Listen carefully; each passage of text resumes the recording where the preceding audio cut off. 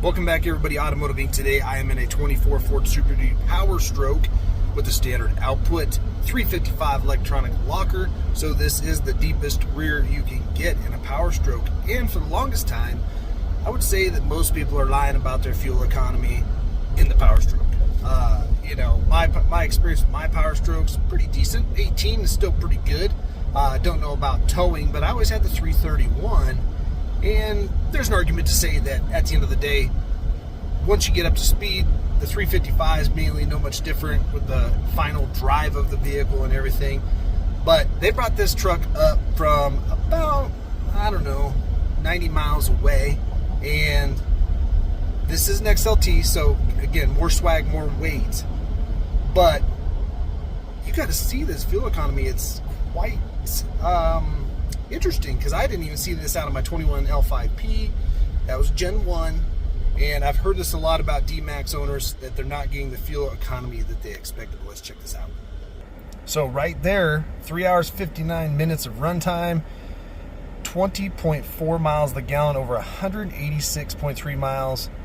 That is insane. And you can see up there how low the fuel gauge is, and it's 108 miles till empty.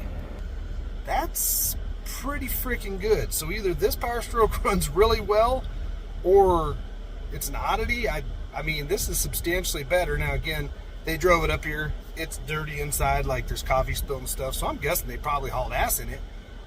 But if they did 75 or 55, that is pretty freaking good fuel economy.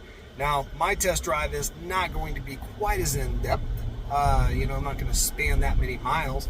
But we'll come back here in just a second and see what I get over my probably 10-15 mile. But that is good. 20.4 out of a F350. So I'm pretty tickled. So we'll come back here in a second and do that. If you don't mind, though, before I come back, is hit the subscribe button. Helps the small channel out. Also hit the notification bell and thumbs up so you know when I post new content. Be right back. All right, so we did a little bit of idling. It idled for about 10 minutes while I walked around this truck. And let's check this out. So 13.5 is my in-town average. And again, this average meter, they're usually pretty accurate on Ford. I haven't seen them be more than 0.5 to 0.8 off. A hand calculation. My fat hand is moving things. So if we go back over here, again, a very, very short drive. DPF is about 55% full, so I think once that's cleared out, it will probably even run better. But, I mean, not bad. And this does take into consideration the actual idle time, too, so it will go down. If you idle it, it'll go down. It kind of equates all of it. It's not just driving.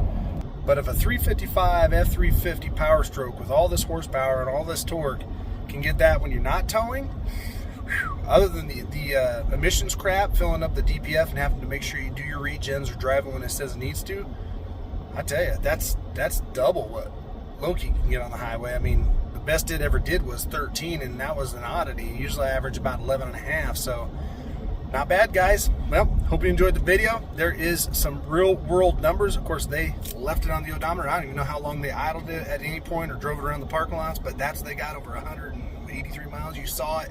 It's true. It is possible. And this truck does run like a striped 8, but most of the new diesels do. So catch you on the next one.